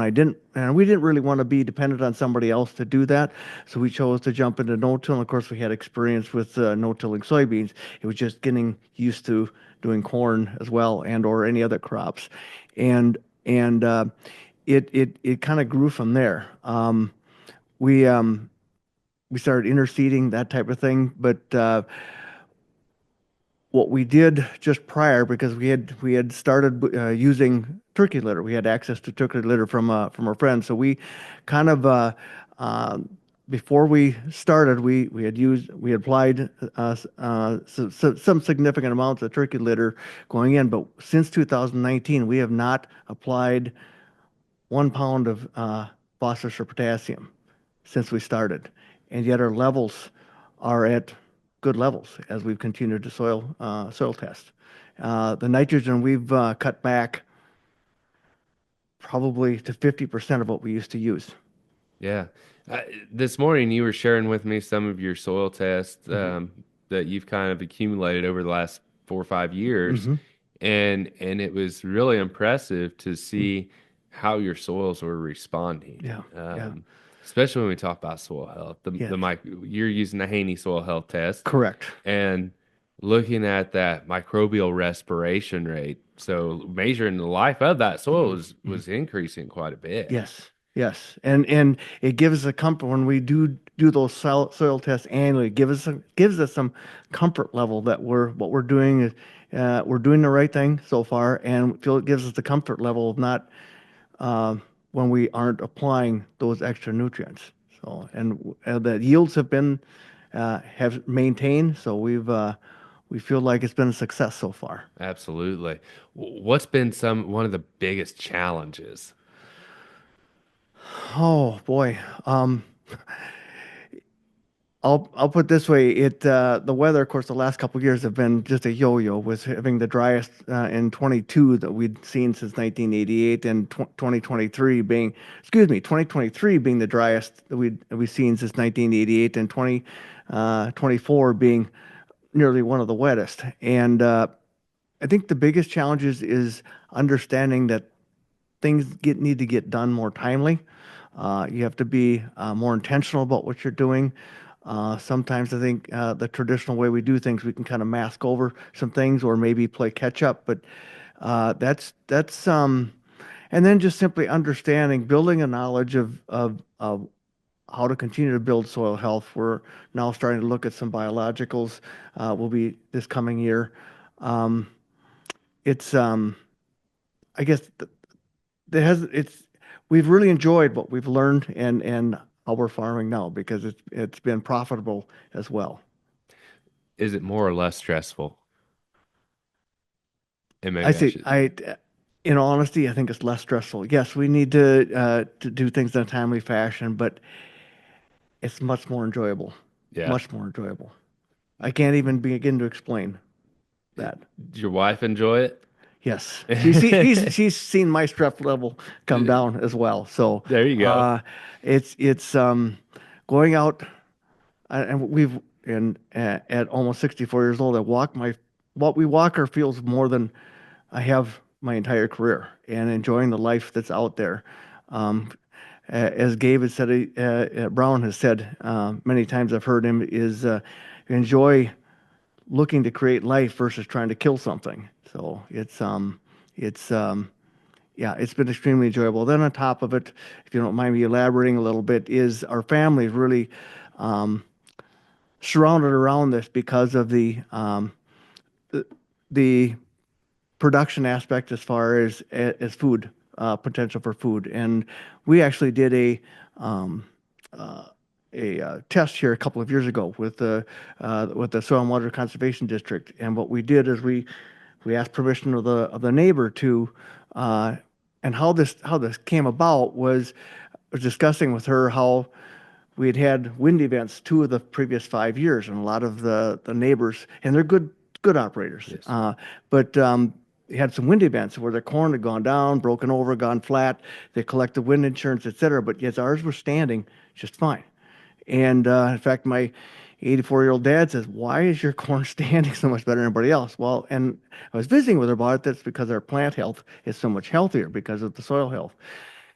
And we got talking about uh, what the potential was out of that grain. So we got the bright idea of we dug up pots, large pots of the neighbor's soil with his permission, explained to him what we were doing, and dug up 2 pots of our soil right across the road from each other. They're just, probably 20 yards in, 20, 30 yards in from each other from the road, and planted snap peas and tomatoes in those pots.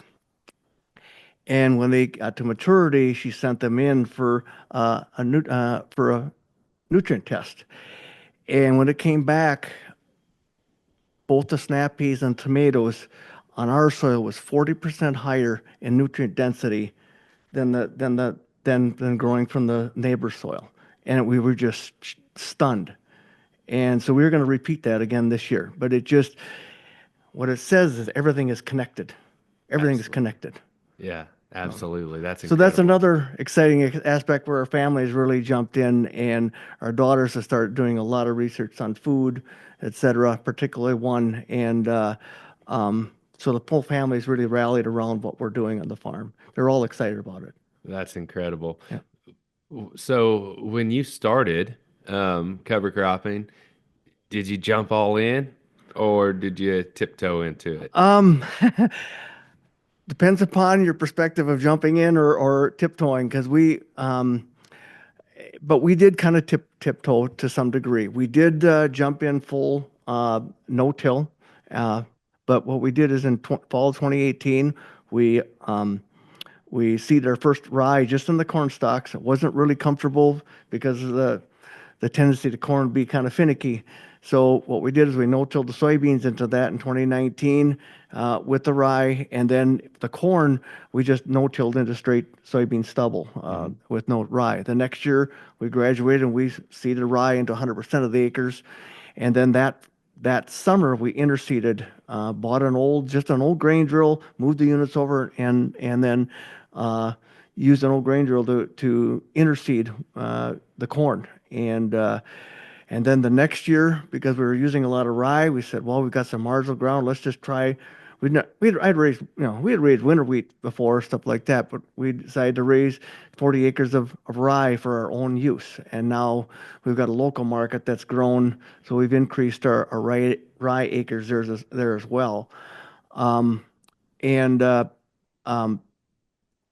idea behind that is throw a disruption in the rotation. So we kind of figure 10 to 12 to 15% of the acres we put into rye, and we rotate that throughout. So every acre, every fifth or sixth year gets a disruption in the rotation. So then, since then, we've been experimenting with planting corn into. We'll follow those rye acres with a multi-species cover crop, and then at first I didn't feel comfortable, going into corn, but we have since learned.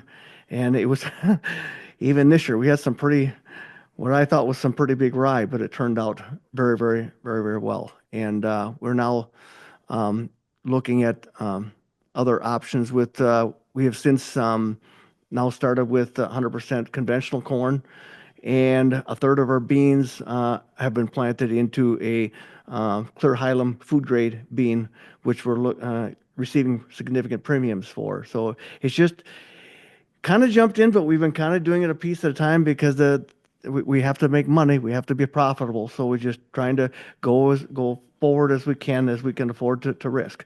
Yeah, and it's maybe a poor choice of words, but it's just feeling comfortable Absolutely with the changes, because it's a whole different paradigm of thinking.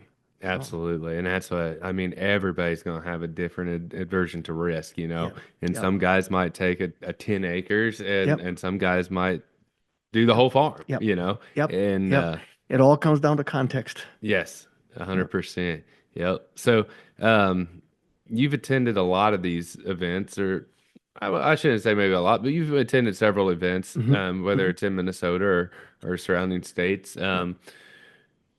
What have you noticed about, I guess, when you come to an event like this compared to, any of the conventional type of agronomy meetings, what do you notice about the atmosphere and the people and I'm things glad like you, that? that was the word I was going to use. It was right away, it was the atmosphere. It's completely different. It's refreshing. It's fun. It's exciting. What I find is the atmosphere is everybody wants to help everyone else, and there's no competition. There's no they're looking to help each other grow, and that's just it's refreshing to be around. It really is. It's Absolutely. exciting. Yeah. Yeah. And not to say you're old, but at your age, it's kind of probably made farming a little bit fun again. Oh yes, absolutely, Yeah. absolutely. Yeah, it's never dreamed that we would have seen something like this in my lifetime, and it is exciting because I've got a I'm excited again for the future of agriculture. Yeah. Really am, and particularly for the ones that are interested in producing a quality product for humanity. So, Yeah, and I hope that in the future of agriculture that we get maybe paid more of a premium for quality rather than just pure quantity. I believe that's coming as the consumer begins to learn and understand and educate themselves. I think they're gonna demand that. I hope it comes from that direction. I'd rather it come from that direction. Absolutely, absolutely. So, recapping today of what you've listened to and everything, Mhm. and I know we've got another day still to go. Mhm. Any big key takeaways from the event? You know, you start to question if you go to several events, you start to question, is it worth my time? But every time I come away, and this is no exception, I've learned something new. I've met another friend. There are people that actually from North Dakota, South Dakota, that we chat on the phone or text back and forth with questions or ideas amongst each other, and they're simply people who are trying to learn like I am, and we're trying to help each other, and we've really built some real neat friendships out of this as well. So there's always something to be learned, always, whether it's from a presenter or somebody you're just having a side conversation with in the hallway. It's I've always found it's been worth my time. And I know Grant had talked about the little peer group that they have, in the Yep. community that's got about 40 farmers in there, and I believe Yep. you're a part of that. Yep. And I think that's so exciting, and that's just your local little peer Yep. group, and you come here and you Yep. got a big peer group, Yep. right? Yep. And I think what we've listened to everybody that's came and interviewed with us today on this podcast is that everybody talks about that community, Mhm. basically, of coming together Coming and together. sharing. Yep. I Yep. think that's really important. Yep. Um, We've had the guys already calling both the Right Righteous and us about when are we going to meet again? 'Cause, we don't meet obviously during the really, really busy times, but yeah, it's exciting that they want to continue to learn, and it's community. It's learning from each other. and we're sharing ideas and Mhm. even some of our frustrations and struggles to try to figure out how We're to honest with tweak each that other. system, Yeah. right? Yeah. And you go to here we are in Iowa, so let's just Kinsey or John Deere, whatever it might be, or even Case IH, you name whatever, Mhm. they build that piece of equipment. Mhm. You could be a Chevy Dodge Ford guy or whatever. They built that truck for you, that piece of equipment. Mhm. So you didn't really the only knowledge you need to learn was how to, with the new computer technology, how to use that computer, Yep. right? And Yep. then how to Yep. set the depth or something like that. Yep. But they took all the hard work out. Yep. And so this is almost like you're building something. Yes. Absolutely. Absolutely. Yeah. It's yeah. I'll come back to the atmosphere again. It's good people interested in helping each other learn and grow, and um, just want to be a part of it. One thing I noticed looking across the audience today was, there's a pretty even distribution of younger and older farmers I here. agree. Yeah. And maybe even some absentee landowners and stuff. Yep. So I think that's incredible Yep. to bring Yep. them all together. Yep. Absolutely agree. And that when you mentioned the landowners, that's the other thing. I believe that there are something, we actually picked up one small piece of ground because they wanted to, and I know that's happened with the break rights as well, that they want, landlord said, we'd like to have our land uh, grow like what you're doing with the land you already have. And I think we're going to see more of that as well. Well, and it's kind of interesting. Grant mentioned about a 70-year-old lady, and that is one of their landlords, and you get to talking to some of that older generation, and they remember farming with the clovers and stuff like that Yes. still, right? Yes. And so it was a lot of plow down and Mm-hmm. stuff like that because we didn't Mm-hmm. have the Mm-hmm. chemical technology that we Mm-hmm. have today, Mm-hmm. and maybe that wasn't such a bad thing, Yep. really. Yep. But we're kind of going back to the way that we did things before. Mm-hmm. Mm-hmm. And uh, Mm-hmm. it's really fun to talk to him about that. I know with Mm-hmm. my own grandfather and talking to him about some of this stuff, it kind of sparked a little interest in him, Mm-hmm. Mm-hmm. He's Brings back past, memories. yeah, it brings back memories of Mm-hmm. the way that we were doing some things. Mm-hmm. And Mm-hmm. I think that's fun and exciting because personally, I love to listen to the old timers talk about. Yeah. My own father, who's going to turn 85 here shortly, when we hadn't raised small grain for probably 15 years, and when we started raising the first rye, he got to go, he got up in the combine and said, "You can go ahead and harvest if you want." And he said, "This is fun." He said, "This brings back memories." He said of my earlier days, and Yeah. it was fun to hear. Yeah. Yeah. Yeah. And it's kind of, I've read some USDA pamphlets from back in the early 1900s, and Mm-hmm. you kind of go back to some of that documentation and reading about different cover crops that they were using at that time Mm-hmm. Mm-hmm. and how they were using them in their system Mm-hmm. to Mm-hmm. complement their next cash crop and everything Mm-hmm. else. And Mm-hmm. and even back then, you're looking at not having a lot of uh, uh, diesel or gas engines or any Yep. combustion engines. Yep. So you had horsepower, Mm-hmm. true Mm-hmm. horsepower. Mm-hmm. And so you couldn't till all the acres that you had, and you Mm-hmm. had to have some for hay, and you had to Mm-hmm. have some for feed and everything like that. Yep. And so going back to some of that stuff and talking about all that stuff, and then listening to the speakers present today, and Mm-hmm. and Mm-hmm. you just kind of step back and think, there we were, and here we are, and it's Mm-hmm. all about the same. Mm-hmm. Mm-hmm. Yep. Really relearning some of that art, if you will, of raising some of those crops. I remember in one of those publications, it was talking about trying to understand the science and fertility and the science of crop production and all that. And it said, it's farming's really not a science; it's an art. Yes. And I was taken back by that because I'm like, it is a true art. Mm-hmm. And too many times, I think in modern day production agriculture, we look at 1 + 1 should equal 2. Mm-hmm. Mm-hmm. And the way we do things in a system per se Mm-hmm. is just repetitive. Mm-hmm. And Mm-hmm. when we start doing this, it does add a Mm-hmm. whole layer of complexity Mm-hmm. to it, Mm-hmm. right? Mm-hmm.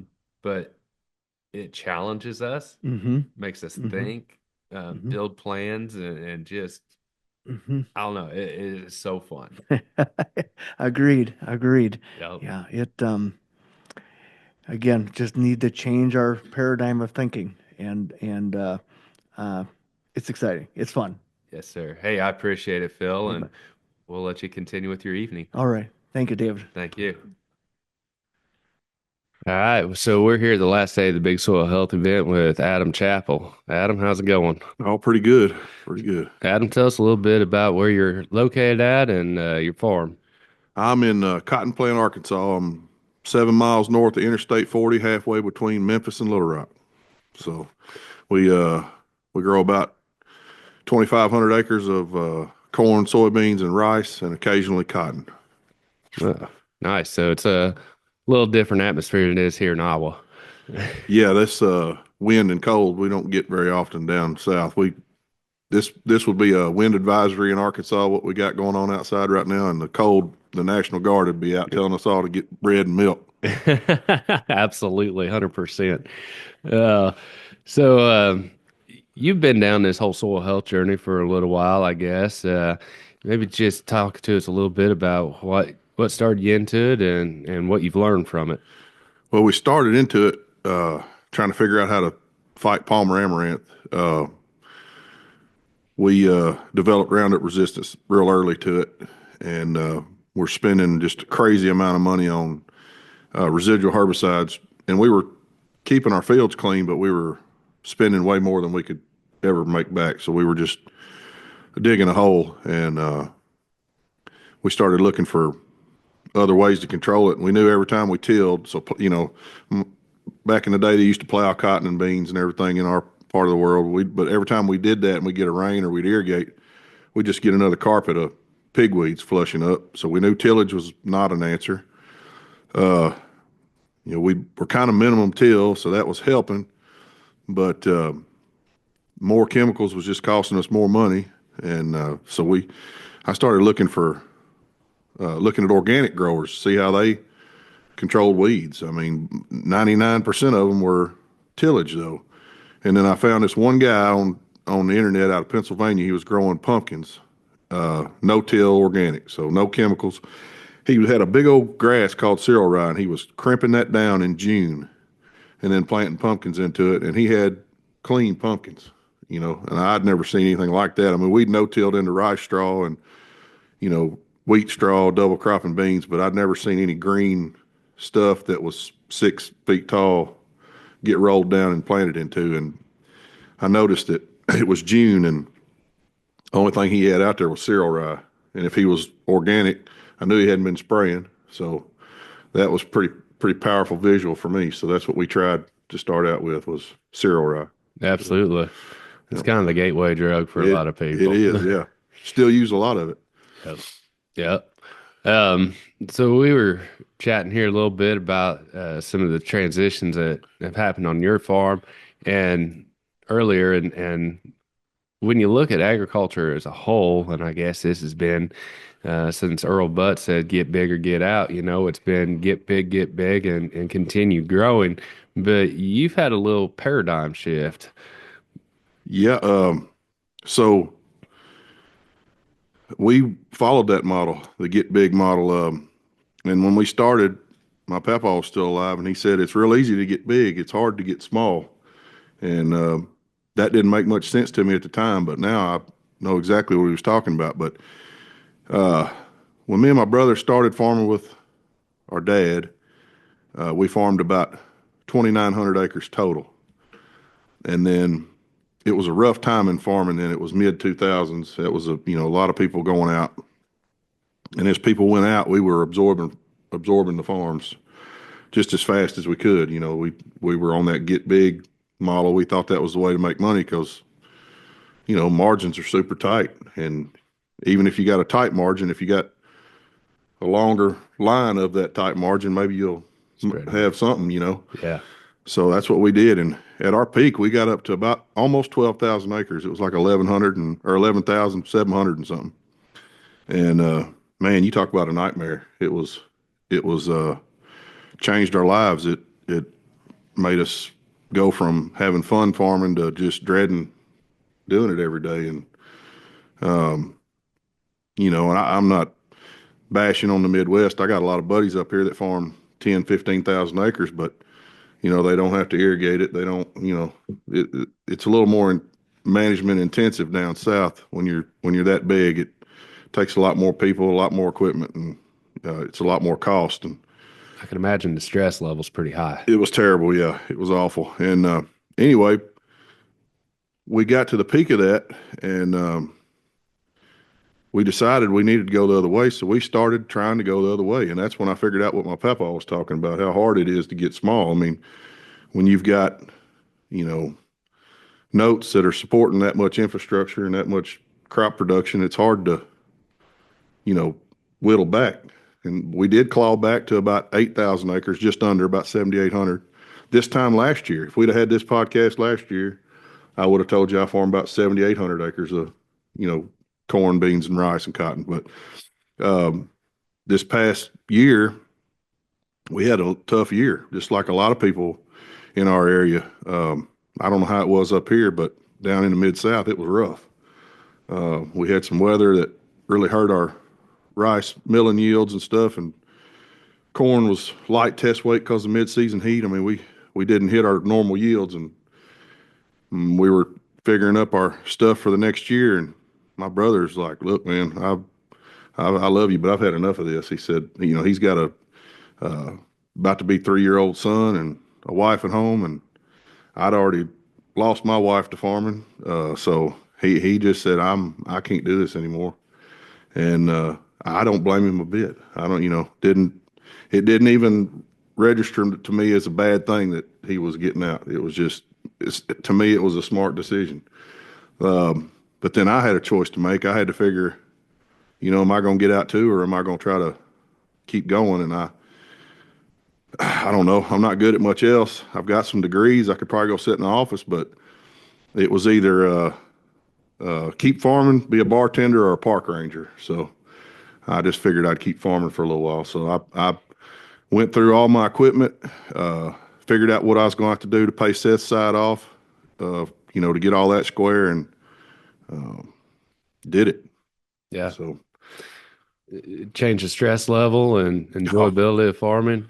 Yeah, the first year in here, all I was going to have was soybeans and a little bit of rice. I wanted to keep it simple because I only kept one employee. It was me and one employee, and we went from having 13 guys, including me and my brother, to me and one guy. Wow. So I knew I couldn't really go heavy on, on a bunch of corn, rice. So I just went primarily soybeans, and I was going to put the bottom ground in rice. And it ended up raining all through May, so I was able to prevent planting my rice. So all I ended up having this season was about 1,850 acres of soybeans. So it was the easiest summer I have ever had as far as farming. Yeah. And we didn't spend a lot of money.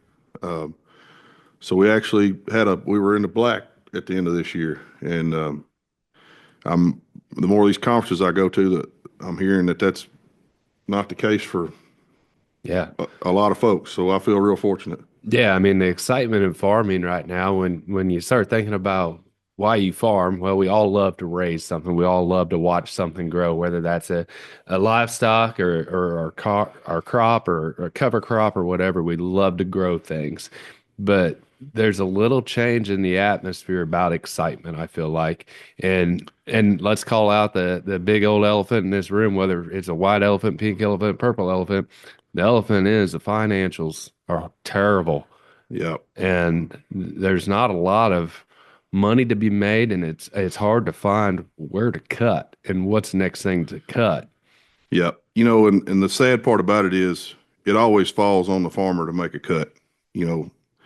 These corporations that we buy our supplies from, equipment from, they're posting record profits every quarter. And you don't ever see or hear about them taking their prices down, ever. I've got buddies in the banking industry, ag lending industry, and to a T, they're telling me, 80% of their customers are having to refinance a loss, and 30% of them may not be here next, going after they try to figure out how to cash flow next year. So 30% may not get a loan this winter, and 80% are in a bad way. Yeah. And all we're hearing about is inputs staying the same or going up. But the commodity price from a year ago to now is down, 32% on soybeans and, 28% on corn. I don't even know what it is on cotton. Rice, it's down $1.50 from where it was this time last year. So, I understand capitalism and all that, but that's not what we're dealing with anymore. We are dealing with a monopoly on the input side and the buying side, or us selling our crop. So we don't have any choices. There's no competition to drive prices down. And you can't tell me these folks don't have their heads together, When a bag of corn's $325, there's something wrong with that. It does not take $325 for them to produce that bag of corn to sell to us. I know it. And everybody wants to talk about the R&D and the yield increase. And I think our yields have actually plateaued. And it's actually, we're not really increasing much at all. And, and the crazy part right here in Iowa or Illinois, Indiana, wherever we're at, it seems like you mentioned about the the market side, they basically dictate what we can and can't raise at the end of the day. So it's hard to in Central Illinois to raise we could raise milo, or we could raise sunflowers, we could raise wheat, but the problem is you can't find a market for it. It's just corn and beans. And when you pencil corn and beans, and the other thing is, I think between the CPAs and bankers and everybody else have taught farmers to live in the gross. We've got to live in the net. That's what you're taking home at the end of the day. And if we're not paying attention to that net, and we're just going off the gross and saying, oh, you need to avoid taxes, go out and buy a new piece of equipment. And all we're doing is kicking that can down the road. And most guys are having to borrow the money. And right now, the cost to borrow money is extremely high. The dollar value is low when you look at the used equipment market and everything else compared to 20, 30 years ago, what you can buy for horsepower. And these guys that are borrowing money to buy equipment are paying more in interest than they are in the taxes that they're trying to avoid. Yeah. Like, some people need some new CPAs. Yeah. This economic downturn that we're all feeling right now in the ag world, it's been coming around for a while. I started reading about it early this summer, and I started reading articles about people lobbying Washington for a relief package. Well, it wasn't farmers that started lobbying Washington for a relief package. It was corporations. They were in there first saying, look, these guys are fixing to be in trouble. Y'all got to help them. Well, they're the ones that put us in this trouble, So I don't know what kind of mentality you got to have to charge prices that don't make sense to your customer base. And then when they can't pay their bill, go ask the government to bail them out so you can keep your record profits. But that's, and there's not a politician around that's got backbone enough to do anything about it, you know? So this is not capitalism that we're dealing with, free market, all that is great. That's how this country was built, but that's not what we got anymore. And, I don't like government regulation any more than anybody else, but how do you change it? What do you do? You know? I mean, that's the big beast, and we don't know how to beat it. And I know locally in my area, there's a co-op that last year they had a 20 million in net revenue, and this year it's 16 million, and you look at the farmers in those areas on a per acre basis, they're making more than the farmer. Oh yeah. And on the margins and all, man, it's hard to fathom. Like, we've got to, in agriculture, figure something else out. Well, I said this one time on Twitter several years ago. And it was the last time we had a run up in commodity price and then a quick downturn in the commodity prices, or the input prices never came down. It was the last time we were in this cycle. Mm-hmm. And I said these same things then, and somebody on Twitter told me, well, you just need to go buy stock in those corporations. And I'm thinking, with what? I don't have any money to go buy stock in John Deere and all these people. With what? Yeah. Yeah, if I had a pile of stock, I guess I wouldn't care if they were taking me to the cleaners every year either. But, that's not the case. So, yep. I don't know. Yeah, it's definitely a different world, and the bad part is when you look at agriculture and everybody talks about the next generation to come in, and when it's this low, there is no room for them to come in. There's way too much risk. So, you drive around at the country, and either it's the rural communities are dying, there's less and less young people in there. But it's just there's no opportunity and no room, and it's such high risk that why wouldn't you just go get a job in town? Well, that's what I was going to say. If I was a college student and I wanted to ride around and see, I wanted to be involved in ag. So I'm just going to ride with some people for a day and see what's what. Say I was riding with a salesman or one of these big corporate reps, that come around and tell you how good all their stuff is and how bad you need it. You're going to be riding in a nice, clean pickup, clothes stay clean. You're going to start, I don't know, 7, 8 in the morning, be done by 4. Or you come right around with me and start when the sun comes up and work till who knows when, stressed out because you don't know how you're going to pay the sales rep that just came up and told me I needed some more stuff, What would you do? I'd be one of the salesmen or something. I wouldn't farm. Yeah. So no wonder we can't keep this industry alive. I mean, nobody wants to get in this, and what are we doing it for? Yep. you know? Yeah.